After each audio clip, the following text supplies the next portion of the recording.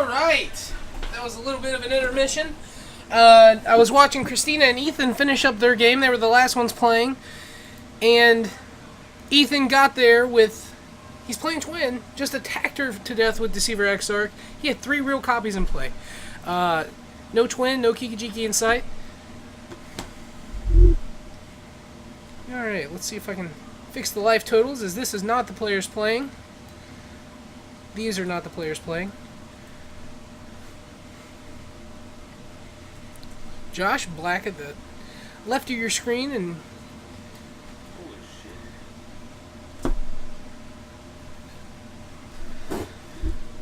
Josh Black is going to be playing Twin, I believe he told me. And we're going to have Andy Martin playing Infect.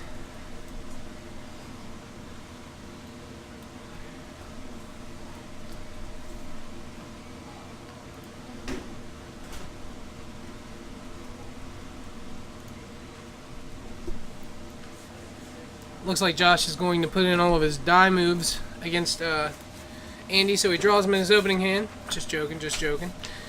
Probably making sure he has 60. We're going to have Josh on the left and Andy on the right. Andy is actually, as I mentioned earlier, there's a lot of cliques at the shop. He is part of the Doctor clique. He recent grad from Marshall University. Congratulations to him. I'm sure I've said that before. A lot of hard work involved to really do any kind of profession like that, whether it's doctor, vet, any kind of medical profession, really. That is a natural 12 from Andy, as he is feeling good. 2 and a 4, that's half of it. 6 against 12. Or I thought that was a 12. Maybe I was wrong. Alright. Oh, it must have been 12 versus 12. And then a 6 versus a 3 or 4. So it looks like Josh is going to go first. He's going to look at his hand and see an island. I saw a Twin. It looks like a Blood Crypt. He might be on Grixis. He just told me Twin. I'm not sure what kind.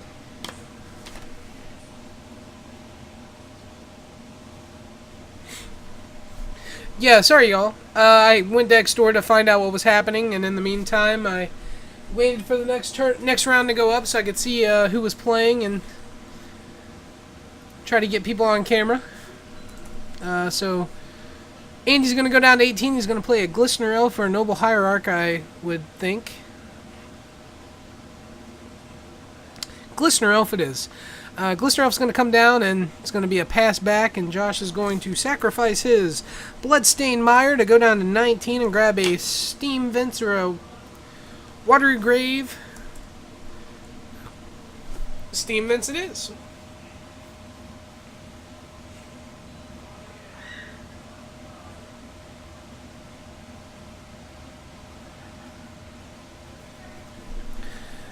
So we're going to be 19 to 18 in favor of Andy, the Infect player, who has his turn 1 Infector in play. Josh needs to get a Lightning Bolt or a piece of removal for it before he untaps, or there's a good chance that he might just be dead to it. Glistener Elf can put in a lot of work by itself, even if it pings for 1 or 2, depending on if there's a Pendlehaven or Noble Hierarch in play. It does present a very quick clock. And I feel like if he doesn't mind a Bold Crozo, which he does, he's just going to go all in, it looks like. And that's what you really got to like about Andy, is he doesn't care if you have it. He's just always going to go for it. And that is awesome. So he's just going to take the 5 Infect, going to 5 Poison.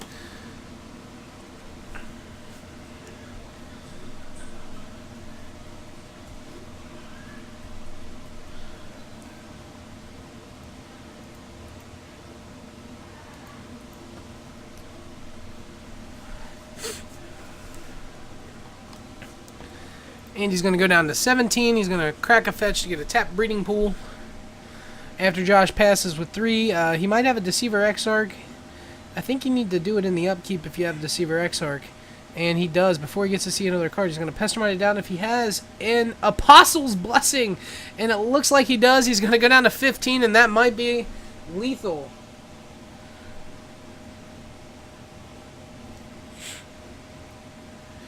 The reason that he didn't probably pay life for the Blood Crypt is I don't know. I mean, you can lose to a Spellskite, a Dryad Arbor, or a Noble Hierarch. Christina played at a Grand Prix against Eric Froelich and beat him with a Spellskite. I believe it was a Spellskite or a Dryad Arbor, because he had out a Malira, and just beat him with regular damage because he didn't block. And if you don't block, you never know what's going to happen. And he is going to Spell Pierce Twin, and that was probably be lethal. I imagine that that's going to do it.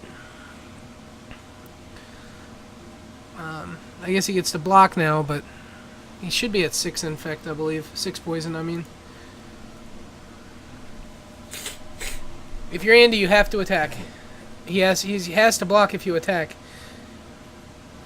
That's Rancor, unbelievable.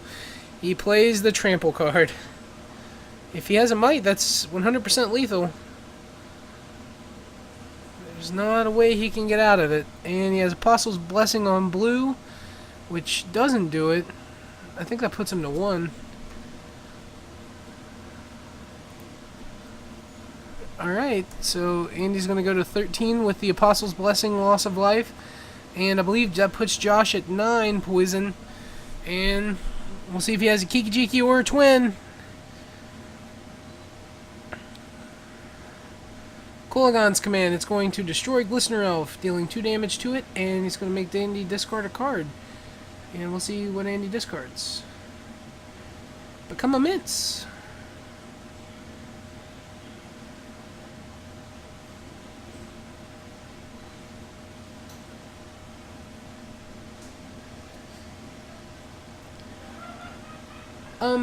Even if you can take damage, it's not always just like you. Sometimes you just shouldn't, like especially with fetch lands. Yeah.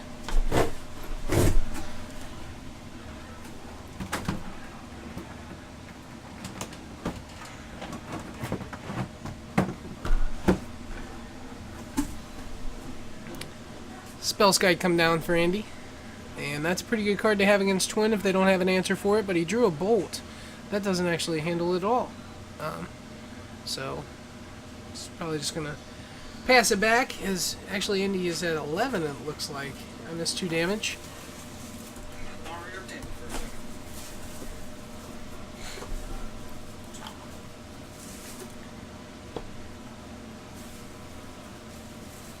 Can't tell what the white border card in Andy's hand is. Might just be a basic land. Pestermite's going to attack and drop Andy to 9.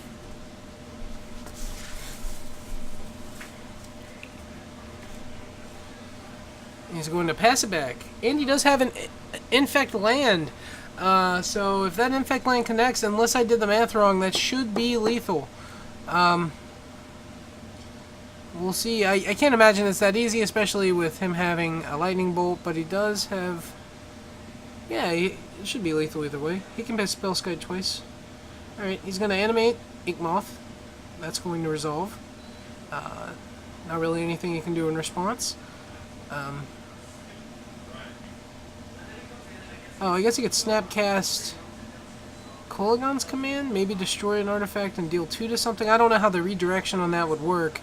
But he's going to play Rancor on Inkmoth Nexus, and is going to attack.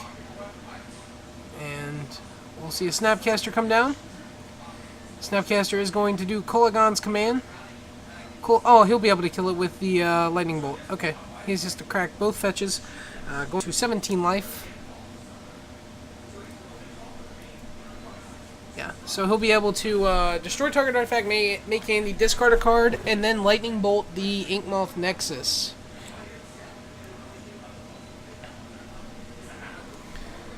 Looks like he grabbed Steam Vents and Steam Vents, so he's just going to eat 4 to life, going to 13. He also cracked 2 fetch lands, so he should be at 13. They have it incorrect at the table. I doubt that life total is going to matter too much. That's why I'm not just going to correct it. So we're going to see Kolagon's command be cast out of graveyard, destroying Spellskite, making Andy discard a card, or just doing what I didn't know if it could do or not. That also works.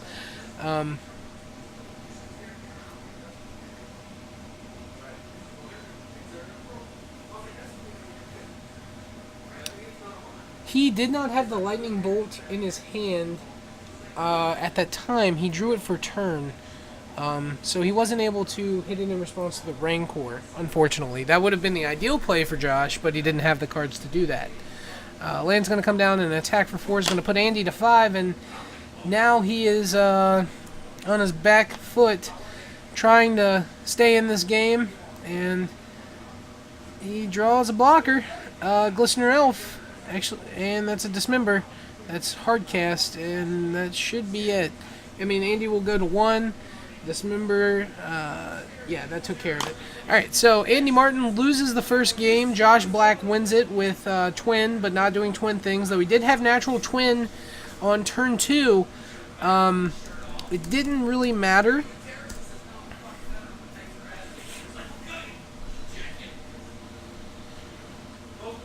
They're both going to be siding, and you better believe that if Andy has more spell skites on his board, he's bringing them in. Nature's Claims, maybe. If he has Torpor Orb, that one comes in. And for Josh, he's going to bring in removal spells. His own spell skites, which are very brutal against Infect. If he has Blood Moon, and I can't imagine he's playing Blood Moon because I think he's playing the Grixis build. So if he has Blood Moon, I think he still brings it in just because of how brutal it is. It just shuts off Inkmoth Nexus.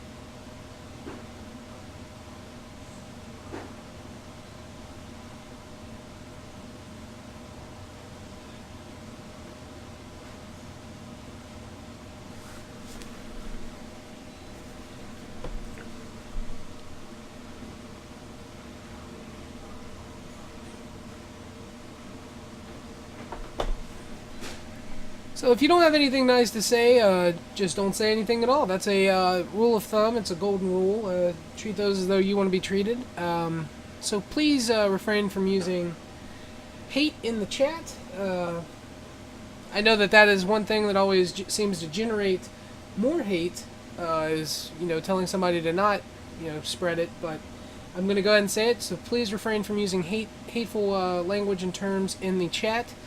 And if you think that the tournament is real easy, come play. And if you're too far away to play, I'm sorry that you weren't able to make it to a super soft tournament. So next time you're in the area, come on down and play, and we'll see how you do. We do have some of the best players in the region for sure. The Midwest, I guess, West Virginia region. I don't know, the Ohio Valley, whatever you want to call this area. Tri-state area. Tri-state, yeah, Tri-state.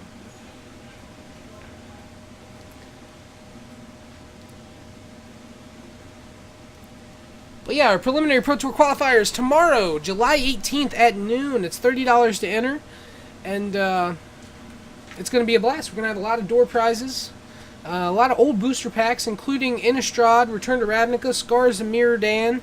We're going to have Modern Masters 2013, and I think we have Pax and Nemesis. I'm not sure if they're going to be for that, but I know that we have Pax and Nemesis as well.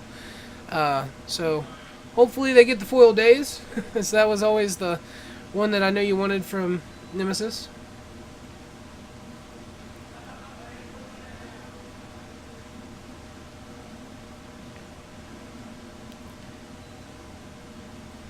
And he's certainly going to be on the play, and we'll see if his deck fares better for him this next match.